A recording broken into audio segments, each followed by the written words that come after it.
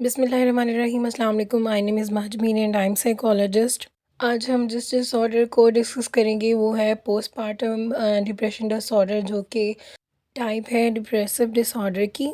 इसके अलावा तमाम डिप्रेसिव डिसऑर्डर्स की और इसके अलावा बाकी सब डिसऑर्डर की वीडियो का लिंक आपको डिस्क्रिप्शन में मिल जाएगा। फर्स्टली हम देखेंगे कि पोस्टपार्टम डिसऑर्डर है क्या। पोस्टपार्टम डिसऑर्डर जिसे पीपीडी कहा जाता है, और ये एक ऐसी मेडिकल कंडीशन है जो कि एक वुमेन फेस करती है जब बेबी बर्थ होता है। ठीक है, जब कोई बच्चा पैदा करती है कोई भी औरत, तो वो ये सिम्टम्स हैं जो कि ये डिसऑर्डर है जिसके साथ वो फेस करती हैं।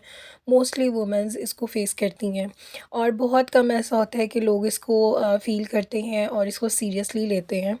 लेकिन अगर ये सिम्टम्स शो हो रहे हों तो हमें इसको मज़ीद और ज़रूर सीरियस लेना चाहिए और इसका ट्रीटमेंट भी करवाना चाहिए किसी साइकेट्रिस्ट या साइकोलॉजिस्ट के पास। इसमें क्या होता है कि जब बच्चा पैदा होता है तो जो वुमेन होती है उसको लॉन्ग टर्म के लिए सिम्टम्स आने लग जाते हैं। बहुत जल्दी सैड हो जाती है, एंजाइटी फ़ील करने लग जाती है, बहुत जल्दी छोटी-छोटी बातों पे परेशान हो जाती है और बहुत जल्दी थक जाती है। एनर्जी उसको ऐसे लगता है मेरी ख़त्म हो गई है बॉडी के अंदर। तो ये सब सिम्टम्स उसको शो होने लग जाती हैं आफ्टर बर्थ बेबी के। नेक्स्ट हम इसकी कॉजेज़ को देखते हैं कि किस वजह से ऐसा होता है। तो ये हर एक की लाइफ के अलग अलग एक्सपीरियंस होते हैं, हर एक की लाइफ की अलग अलग लाइफ हिस्ट्री होती है, तो इस वजह से उनको वो कॉजेज़ आ सकते हैं। जैसे कि अगर हिस्ट्री में किसी भी फ़ीमेल को डिप्रेशन की बीमारी होगी या वो इस डिसऑर्डर से पहले गुजर चुकी होगी तो उसको ये सिम्टम्स आ सकते हैं। या फिर सोने में अगर डिफ़िकल्टी फ़ील हो रही है, यानी कि जब बच्चा पैदा होता है तो ज़ाहिर बात है उसकी जो वूमेन होती है उसकी नींद जो डिस्टर्ब हो जाती है, तो उस वजह से भी उसको ये सिम्टम्स आ सकते हैं। फिर उसके अलावा क्या होता है कि सोशल सपोर्ट का इशू होता है कि बेबी बर्थ के बाद में भी उसको सोशल सपोर्ट नहीं मिल रही, इस वजह से उसको स्ट्रेस हो रहा है, उसको एंजाइटी की सिम्टम्स आने लग जाते हैं, डिप्रेशन के सिम्टम्स आने लग जाते हैं और कॉन्फिडेंट लूज़ हो जाता है। ठीक है, इसके अलावा उसके पास टाइम की कमी हो सकती है, अपने आप को टाइम नहीं दे पा रही और बहुत ज़्यादा बिज़ी रहती है, बच्चे को सँभालना फिर घर को सँभालना, इन सब इश्यूज़ की वजह से उसके ये सिम्टम्स आ सकते हैं पोस्टपार्टम डिसऑर्डर, यानी बेबी बर्थ के बाद वो कवर नहीं कर पा रही। इसके अलावा रिलेशनशिप जो है वो डिस्टर्ब हो सकता है कि बेबी बर्थ के बाद उसकी पार्टनर के साथ उसका रिलेशनशिप या उसके घर वालों के साथ रिलेशनशिप बहुत ख़राब हो रहा हो, इस वजह से उसको ये सिम्टम्स आ रही हैं जिसकी वजह से वो परेशान रिलेशनशिप का इशू हो सकता है। इसके अलावा ये हो सकता है कि कोई स्टांस यूज़ की हो, यानी कि कोई ऐसी मेडिसिन यूज़ की हो प्रेगनेंसी के दौरान जिसकी वजह से उसको ये सिम्टम्स आ रहे हों, या फिर ये हो सकता है कि वो ड्रग कोई यूज़ करती हो जिसकी वजह से उसको ये डिसऑर्डर आ सकता है, ये सिम्टम्स शो कर सकती हैं।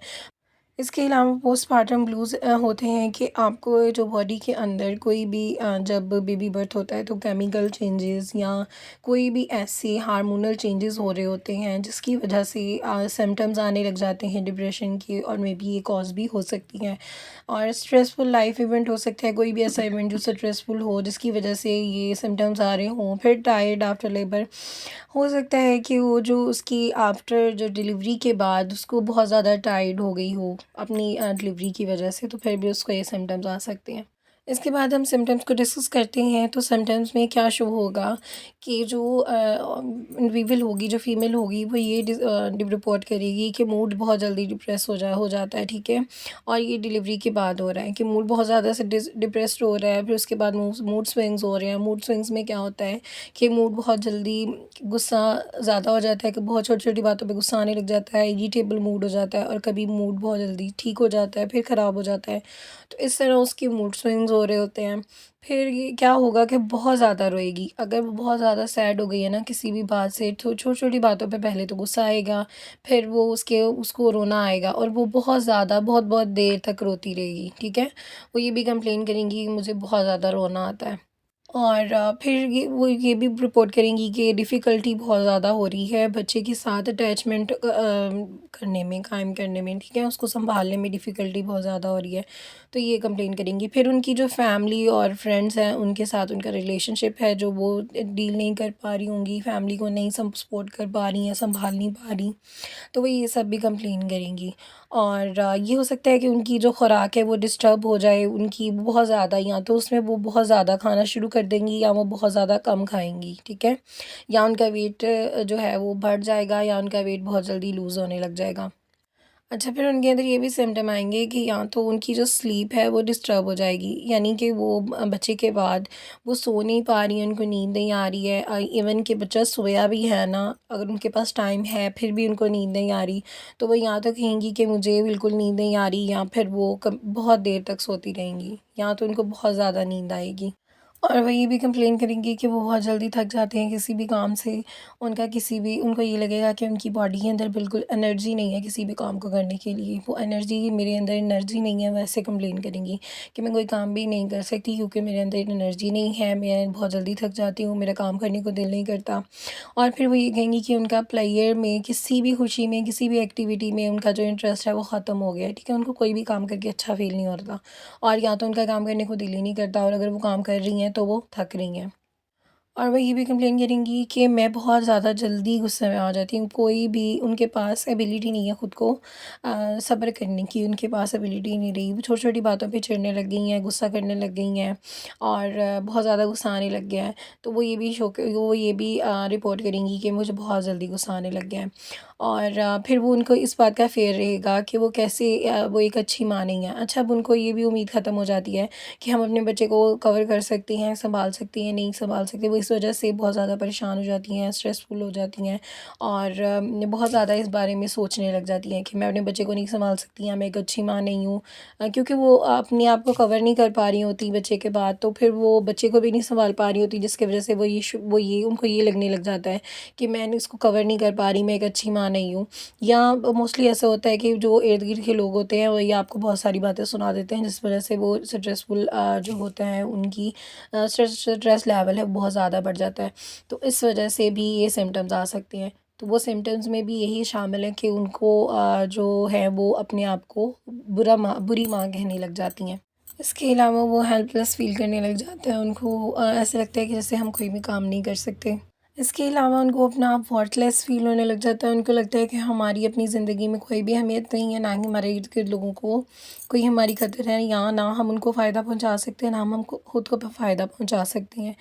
शेम फ़ील करने लग जाते हैं, मेबी कि वो फिज़िकली शेम फ़ील करने लग जाएँ कि उनकी बॉडी जब फ़िज़िकल चेंजेस आने लग जाते हैं बच्चे के बाद, तो मेबी वो उस वजह से शेम फ़ील कर रहे हों, यानी उनके पास रीज़न होगी कोई शेम फ़ील करने की, ठीक है?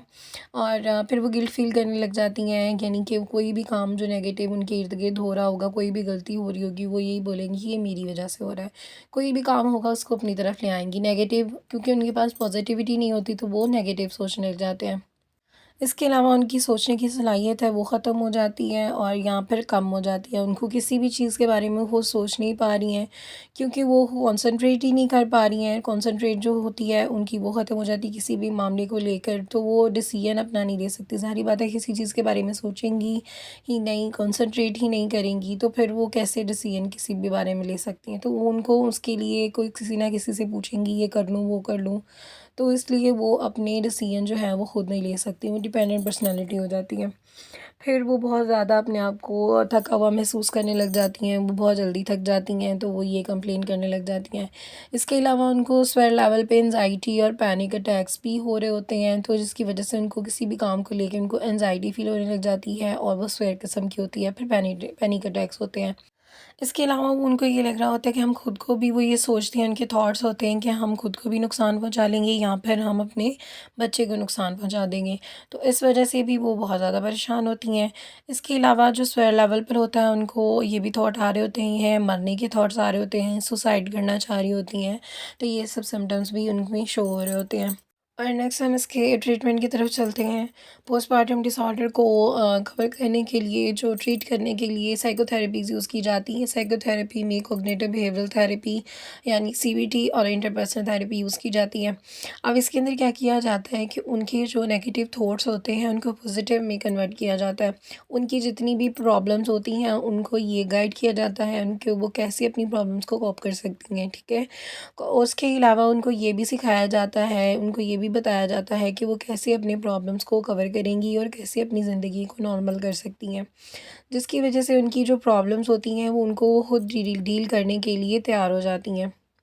इसके अलावा समटाइम्स उनको फैमिली रिलेशनशिप थेरेपी भी यूज़ की जाती है, जिसकी वजह से उनको काफ़ी हेल्प मिलती है।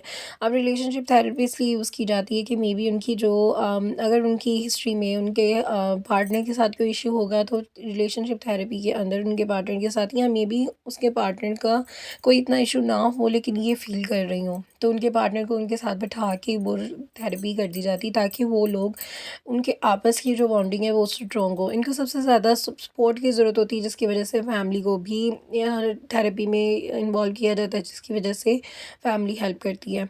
इसके अलावा एंटी डिप्रेसेंट यूज़ की जाती हैं और अदर मेडिसिन यूज़ की जाती हैं। अदर मेडिसिन के अंदर जो यूज़ की जाती है वो एंटी एंजाइटी होती है, या फिर अगर उनको नींद नहीं आ रही तो फिर नींद की मेडिसिन होगी। आज के लिए इतना ही। मज़ीद इन्फॉर्मेटिव वीडियोस के लिए वीडियो को लाइक करें, शेयर करें, चैनल को सब्सक्राइब करें और बेल आइकॉन को क्लिक करें। इंशाल्लाह मिलते हैं नेक्स्ट वीडियो में नेक्स्ट डिसऑर्डर के साथ। दुआओं में याद रखिएगा। अल्लाह हाफ़िज़।